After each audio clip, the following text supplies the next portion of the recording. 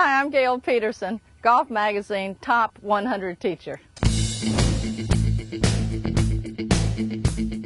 Hi, Gale here, and I'd like to help you build your golf swing from the ground up. After getting a good grip and good posture and aim and alignment, we want to build the swing from small to large. And every swing should look like it has a top and a finish, a continuation from the top and the finish, with no anticipation of impact. So stage one in development, what I'd like for you to do is get a lofted club, maybe your 9 or pitching wedge or 8 iron, and I'd like for you to start with stage one. And stage one would be a small swing with our feet really close together and a minimal amount of wrist cock on the way back, and then we're going to drag the handle of the club past the ball so that at impact the shaft is actually going to be leaning forward. This will encourage the club to be swinging downward at the ball, and we'll have the smash factor. You hear about that all the time. We'll smash the ball or squeeze it up against the turf. So stage one would be across the toe line, and then we're going to drag the handle past the ball with a low finish of the club head. And you can see when I finish, the left arm and the shaft look like a straight line. That's absolutely perfect. So when I get so I can make a divot in front of the ball with stage one, now I want to go to stage two. And I'm going to add another element for power. That'll make my ball go a greater distance. And now I'll add some bend in my left wrist. My left wrist actually hinges. And you can see from that angle that the left arm and the shaft actually look like a right angle. And from this down the line view, I have a dowel in the end of this club. This looks like it's pointed just slightly inside the golf ball. If I drew a line through the ball, a target line, if this club swings on plane, this dowel would be pointed slightly to the inside of that target line. When I get so the divot occurs in front of the ball from there, I'm going to add another speed producer element. And that third stage would be some shoulder turn. And that should load me into the inside of my right foot. What I'd like for you to do with stage four is on the follow through, the arms are going to rotate and the club's going to rehinge on the follow through. And then stage five would be a full swing.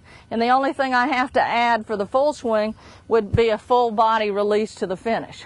So if my body keeps going and my arms keep going, then it takes the scoop and flip out of it. And that's probably the #1 cause of unsolid shots or mishits, fat and thin shots, is that the sequence, the club head gets to the ball way too early. So again, let's go through the stages.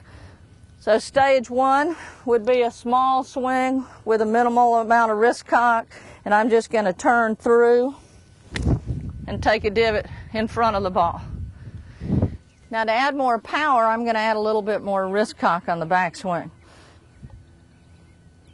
So a little wider stance to support a little bigger swing. I'm going to swing it through stage one and let my left wrist cock. And again, I'm finishing with my body turned towards the target and the club head below my hands. So this would be stage three. Stage three, I'm going to go through stage one and two with some wrist cock, and then I'm going to add a little bit of shoulder turn. That power from my pivot will give me more acceleration through the shot and give me more power and make my golf ball go a little greater distance than the previous one. So here's stage three. I'm going to get the wrist cock, and then I'm going to add the shoulder turn, but still a low finish, punching the ball out onto the range. And we're going to go to stage four, and stage four has stage one with some wrist cock and some shoulder turn, and now on the follow through, after impact, my right arm's going to swivel over my left, the shaft's going down the target line, and then the club's going to rehinge so that the shaft points back at the target line. It rehinges on plane. So here we go, stage four. Stage four has the shoulder turn and the wrist cock, and now a release. Now here we go with stage five. Stage five is a full swing finish, and all I'm going to do is keep my body going to the finish. Here's stage five, just a little bit wrist cock, shoulder turn, and then a full body finish.